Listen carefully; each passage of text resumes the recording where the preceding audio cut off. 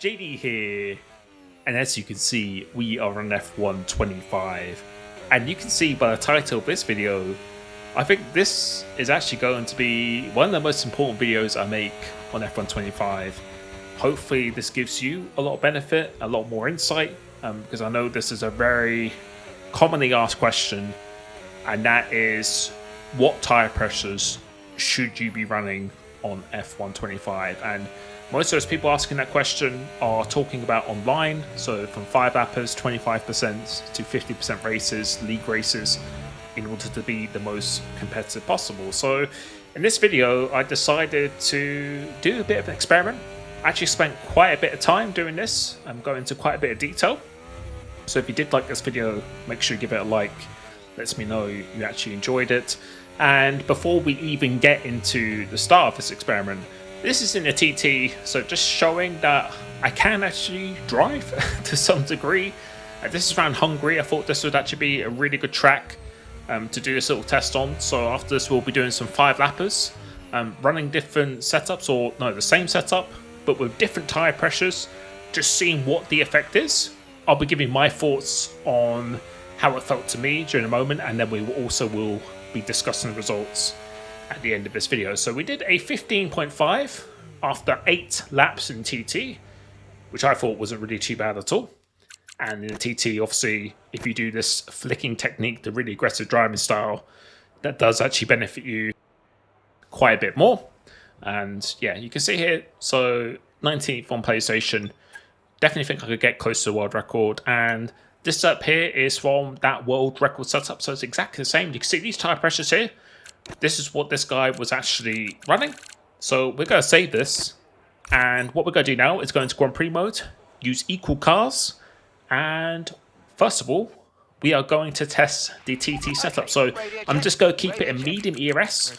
And disclaimer, this video here and this experiment, there is no such thing as a perfect test.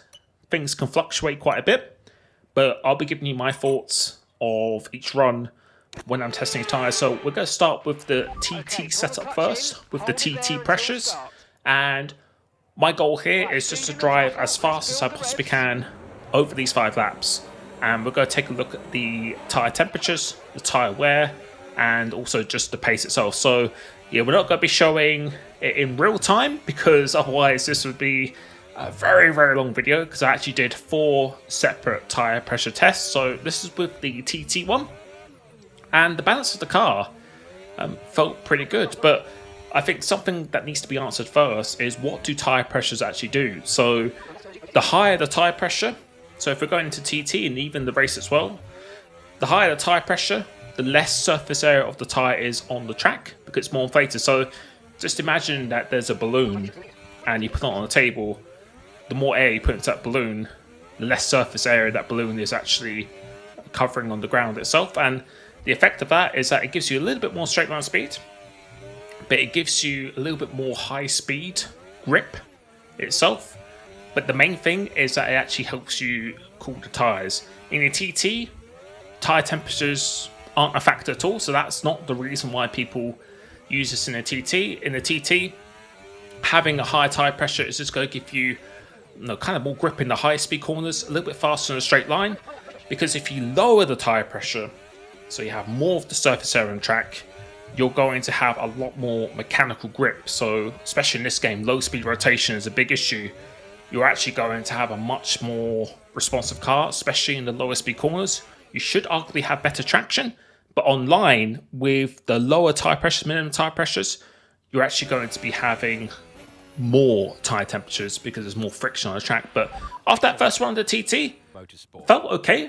Didn't feel too bad. I thought the balance felt good, but I think this is the thing with setup. So you shouldn't really base a setup on your best lap. You should be basing it on how consistent and how good the balance is as the race goes on. So you can see those are my times here. We'll be doing the average of those again. So what I'm going to do now is I'm going to be running minimum tyre pressures. And again, this is Grand Prix mode online. And the effect that I'm expecting here is that I'm going to have a lot more rotation during the corner. So I should have better traction, a lot more rotation. The issue is that I'm going to have sometimes a little bit too much rotation. So what I noticed in this run is that the car definitely felt a lot more responsive. It was a little bit slower in a straight line, but the problem is when you have too much rotation, the balance actually goes off quite quickly. So I think I'd actually did my fastest lap of this test with the minimum tyre pressures, but then the more laps went on, the harder the car became to drive. And we'll be comparing the tyre temperatures, the tyre wear and everything like that. You might be quite shocked at the results of that, so I will leave that to the end. Again, you can slow this down if you want to. I think I've sped this up by like 3.8 speed, something like that. And yeah, first 2 laps felt good, but then on lap 3, I already started to kind of struggle a little bit with the car.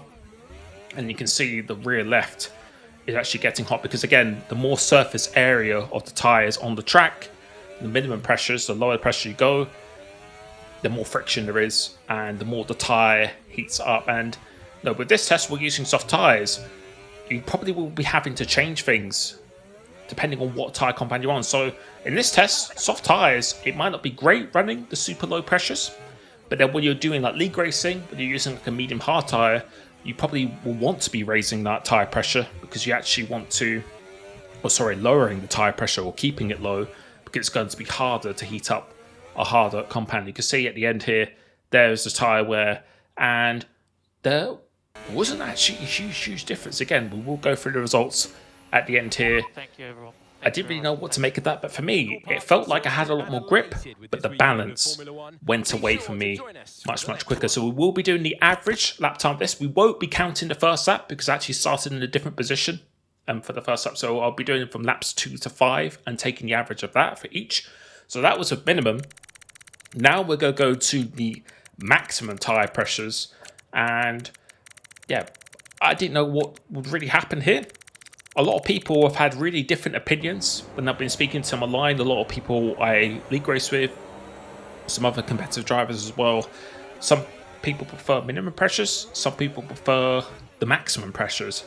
And I think a lot of this does depend on your experience, ability, driving style. A lot of it is on the track, the setup you use. So there are so many variables at play here. But for me, when I was doing this maximum tyre pressure run, this definitely felt the most stable and most comfortable to me. So even though you don't have as much rotation and as much low speed mechanical grip as a lower tyre pressure, with these max tyre pressures here, I just felt the car was just so much more stable and I felt like I could push more. And that's why sometimes I say to people, especially in coaching sessions, if you make one part of the setup just a little bit more stable, even though theoretically it won't give you as much rotation and won't give you the best option or the best, best potential lap time when you get everything perfect. If it's much harder to control, you're not going to get the best out of it. And again, you should never base a setup on just your fastest lap time you've done and think that is the best setup. For me, a good setup is what gives you the best average lap time and most consistency and doesn't really give you a much worse balance as the race goes on. It should be giving you a pretty nice even balance for as long as possible. That allows you to be as consistent as possible, and that's going to allow you to push as much as possible. And the tyre wear here from the minimum to max, I'll be showing this at the end, didn't really feel that different. And for me, I do a thumbs up because I did those runs back to back, and the max pressures, they just felt much better to me. But the average lap time, you'll see, there is actually surprisingly not as much as you actually think. So feeling wise, it felt much better on the maximum. It felt like I could push a lot more. So what we're going to do here, this is what I think would work actually best. And we're actually going to stay on board for this entire run. Then we'll go through the results at the end. So what I've done here is I've kept the front tyres on the middle pressures, pretty much default. And then I've put the rear tyres on max because the front tyres around this track anyway didn't really heat up super high or quickly. It was the rear tyres, particularly the rear left, that was definitely overheating most. And this begs the question, most of the time people run the same rear pressures, the same 2 tyres for the rear, the same 2 for the front. I think there's an argument here, depending on the track and through testing, that you might want to be setting actually different tyre temperatures. So depending on each tyre, the left-hand side or the right-hand side. So I think that's actually something that could be a real thing.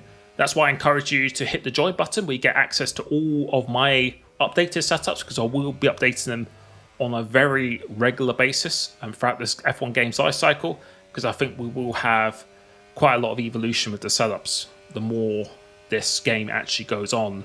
But yeah, I felt like this one would probably give me the best result and feeling.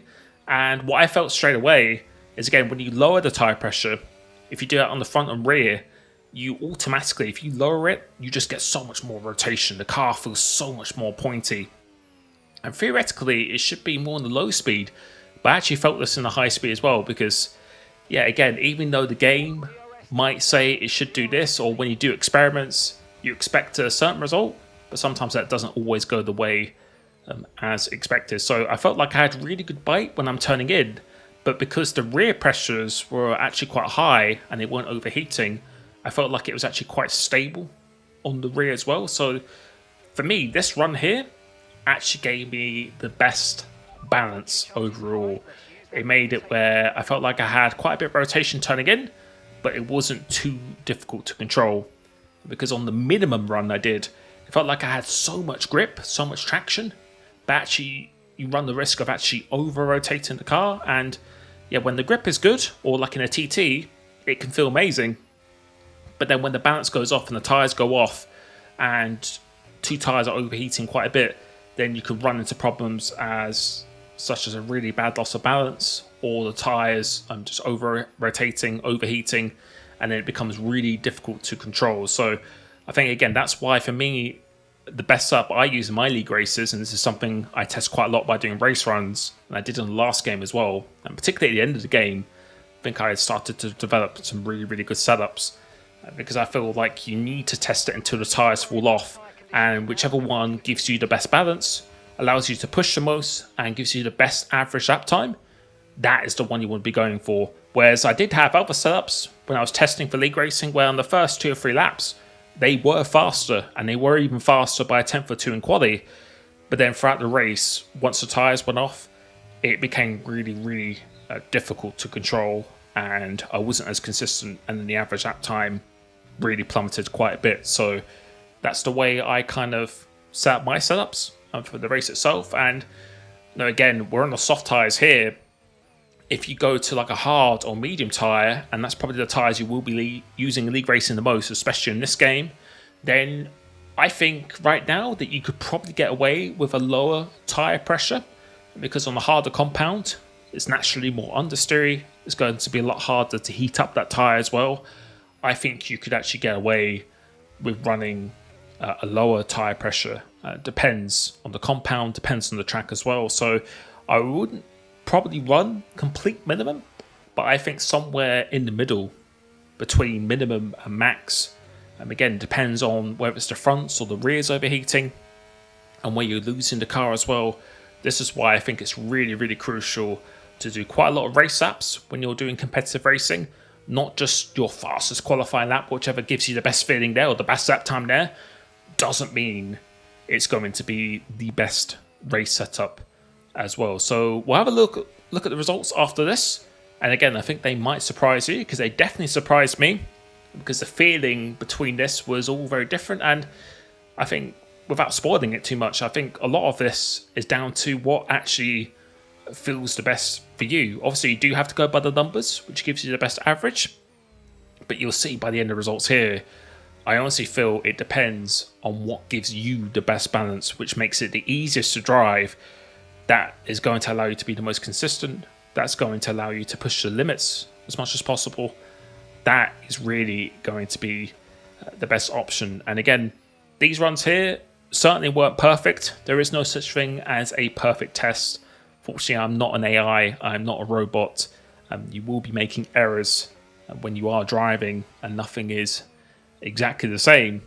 But I felt like this was a pretty reasonable test. I think 5 laps is enough laps to really test the tyre wear, test the tyre temperatures, especially around a track like Hungary, where there's a lot of load on the tyre as well, and notoriously it's quite difficult to really keep the tyres in check as well. In this game, I think we're probably going to be running into really the realm of like 2 stops for 50% races, I think, for quite a lot of them as well, which is something I'm actually really looking forward to, which would be good. But yeah, around here, Hungary, that's a really good track for me. League racing last season, I think I had a pole round here and a win and a second or something like that. So yeah, I think it's quite good. And this run here, again, there's no such thing as a perfect balance with the setup, because you just can't do that. But for me, I felt like this gave me the best balance between grip and stability. And I believe if I was on a harder compound here, like a medium hard, that would be really good. Whereas if you go too stable, it might feel really good. And this is something I say in coaching sessions to people. Yeah, you can make the set more stable, but if it's not giving you performance and the rotation, it kind of doesn't matter how well you drive or how good you are. If someone's running a setup that has more performance potential, they're driving 7 out of 10, versus you have a really stable setup and you're driving 10 out of 10, that person driving 7 out of 10 will be faster. So for me, that actually gave me the best balance, that final one. But again, you can see I actually did this the day after, so I spent quite a bit of time doing this. I was experimenting quite a bit, but I think a lot of this does depend on the track, your driving style. But what we'll do now is we'll go through the results. You can see these are the lap times here. So that wasn't my fastest lap. My fastest lap I did, I think, was like a good 0.2 faster than that itself. But again, it's what gives you the best average and best consistency. So if we take a look at the results here, so going from TT to minimum to max, you can see TT average lap time from laps 2 to 5, 118.3. The minimum is 118.1, and then the fastest was actually the maximum. This was the fastest overall. But you can see in the temperatures and the wear, there really isn't a huge difference whatsoever, if any. Yeah, in temperatures, there are differences. And this is a track where you're inevitably always going to overheat. So again, the faster driver you are, the more load you're going to be putting on these tyres. But you can see here, there really isn't a huge difference. So I was actually quite surprised. I thought there'd be a lot bigger difference than that. There's a few degrees difference between like a minimum and max, but it was really the balance for me that was the biggest difference. The minimum just felt a lot more responsive, but almost too responsive, and it felt like I could really lose the car. I was a lot more on edge with the car itself, whereas compared to the max, it felt a lot more understeery. But because you're gaining the speed back on the straights in the high speed corners, you're allowed to push much more with the car itself. That actually then comes back. And then if you take a look here, this is with my custom approach. Wasn't quite the fastest, but again, just a 1/10 of a second faster. If I just went 0.2 of a second faster one lap, all of a sudden it looks like it's really unoptimal. So you can see the differences. There's only like 1.5 to 0.2 difference throughout really the 4 laps itself. So very minimal. What I would say the best balance for me personally, to have the front tires from around the middle to max, but you need a little bit of rotation as well, so you don't want to be running it quite to maximum. And then I'd be having the rear tires pretty similar, from like 3/4 of the way to max towards maximum, because the rears tend to overheat a little bit easier than the fronts are on most tracks. You can see here, it really depends on what balance really works for you the most. So the lower the tire pressure, the more rotation you're going to have, but the more tire temperature you will have. The higher the tire pressure, the more stability you'll have, but the more you'll be able to push the car, but then the cooler the tires will be. So that is my little experiment. Let me know what your findings were, what you've discovered so far. Let me know your thoughts on this, and I will catch you very soon. Peace.